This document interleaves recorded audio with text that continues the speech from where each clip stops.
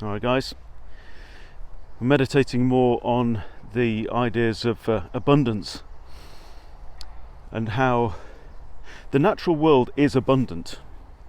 It's abundant for herbivores because they're surrounded by their food, and it's also abundant for predators, carnivores, hunters like us. And but we are not in the same way surrounded by our food, and the way that we relate to reward is fundamentally different. For a herbivore, they stand around, they munch, they chew, they swallow, they regurgitate, they chew again, they swallow, In the case of cows or gorillas, they eat their own poop to get the vitamin B12. But they're spending most of the day eating, and their definition of satisfaction is that they've survived till the next day without being eaten. Not so much the case with the gorilla, because they're massive. Right? But in general, majority of herbivores live a life that is defined by surviving. And I put it to you that is not the way that humans are meant to live. Although it is the way that our modern society is trying to encourage us to think and to behave. It says you should live a repetitive lifestyle like a herbivore. Our goal is to survive from one month to the next. You turn up, you do the same repetitive tasks day in, day out. You get your wage, right? It's a constant, repetitive, same thing over and over again. You get your wage, and then you go out and you buy your food, and you buy your healthcare, right? Because health is not endemic, because the world is not abundant. It's not truly abundant. It's a place of lack. It's a place of poverty. It's a place of want. This, guys, is not true.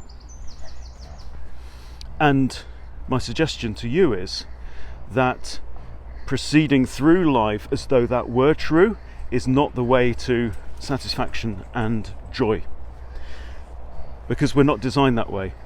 A herbivore is designed to be happy to wake up every morning without having been eaten in the previous 24 hours.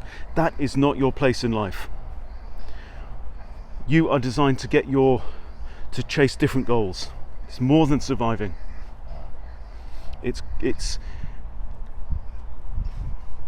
getting the win. It's having a successful hunt. It's coming back, and you celebrate. You slap each other on the back, and that's it's totally different. And it all does come down to food, but it's not just about the food. It's the pattern of our biological design and how that impacts every single aspect of how we relate to the living world, how we relate to each other, how we even relate to ourselves. So here's my suggestion.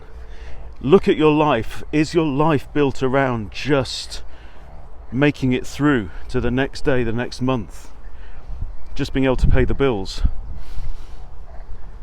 Because my suggestion is that is not what's going to be deeply satisfying. That is not what is going to give you that real profound feeling of triumph, which is what I believe we are designed to seek and to experience.